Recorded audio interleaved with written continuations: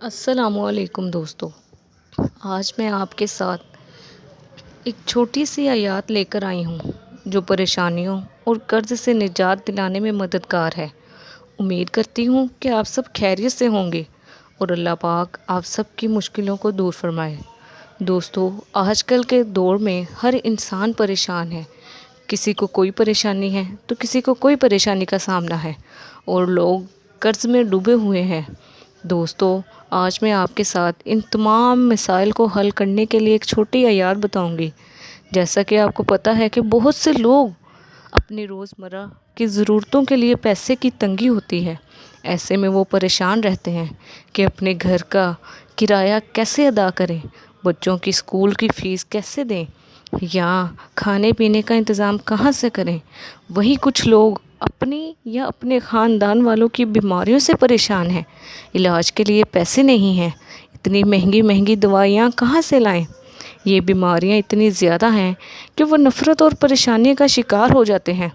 کچھ لوگ اپنی شادی شدہ زندگی میں مشکلات کا سامنا کر رہے ہیں، جس سے گھر کا ماحول خراب ہوتا ہے اور دل میں بے چینی پیدا ہوتی ہے۔ بے روزگاری بھی ایک بہت بڑی پریشانی ہے۔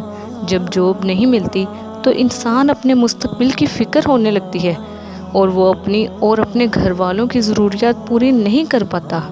طالب علم کو اپنی امتحانوں اور گریڈز کی فکر ہوتی ہے۔ اچھی پرفارمنس نہ کرنے کی سوچ انہیں پریشان کرتی ہے۔ یہ تمام مختلف پریشانیاں ہیں جن کا سامنا لوگ، بچے، بوڑھے سب کر رہے ہیں۔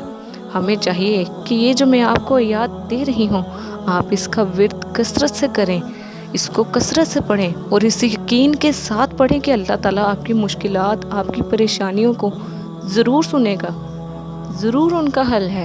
بے شک اللہ ہر چیز پر قادر ہے۔ اور اسی کے ساتھ ساتھ دوستو، لوگوں کے اوپر قرضے بھی ہیں۔ بہت سے لوگوں نے گھر یا گاڑی خریدنے کے لیے بینک سے لون لیا ہوتا ہے۔ انہیں اس لون کو واپس کرنے میں مشکل کا سامنا ہوتا ہے۔ لوگوں نے اپنے دوست یا رشتہ داروں سے پیسے ادھار لیے ہوتے ہیں اور اب انہیں یہ پیسے واپس کرنے میں مشکل ہو رہی ہوتی ہے۔ کریڈٹ کارڈ کا قرضہ بھی ایک بڑی پریشانی ہوتی ہے۔ جب لوگ کریڈٹ کارڈ کا بل ادا نہیں کر پاتے تو اس پر سود لگتا رہتا ہے اور قرضہ بڑھتا جاتا ہے۔ بیماری یا علاج کے لیے لیا گیا قرضہ بھی پریشانی کا سبب بنتا ہے۔ جب ہاسپٹلز کے بل اتنے زیادہ ہو جاتے ہیں کہ انہیں واپس کرنا مشکل ہو جاتا ہے۔ کچھ لوگ اپنے کاروبار کو چلانے کے لیے لون لیتے ہیں۔ اگر کاروبار میں نقصان ہو جائے یا پروفٹ نہ آئے تو یہ قرض ان کے لیے ایک بڑی پریشانی بن جاتی ہے اور ان پریشانیوں سے لوگ اور بیمار رہتے ہیں۔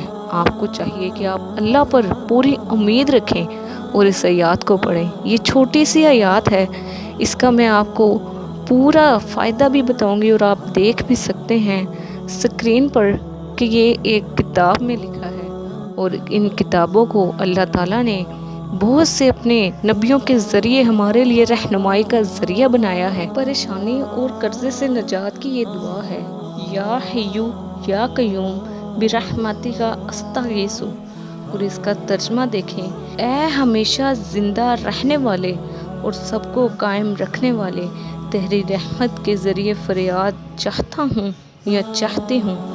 بہت پیاری، دیکھیں اس کا ترجمہ کتنا اچھا ہے اور یقین کے ساتھ پڑھیں گے تو اللہ تعالیٰ آپ کی پریشانی ضرور سنے گا۔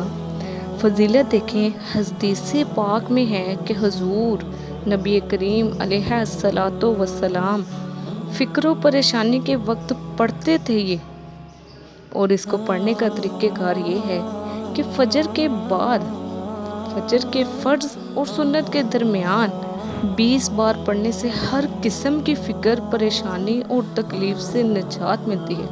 فجر کی 2 سنتیں اور 2 فرض ہوتے ہیں۔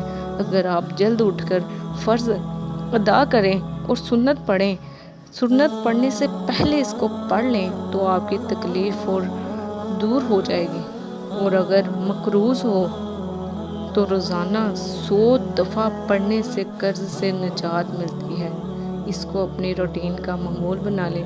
اور دوستو، اگر آپ کو ویڈیو پسند آئے تو آپ نے لائک کرنا ہے اور کمنٹ ضرور کرنا ہے اور اس کو دوسروں تک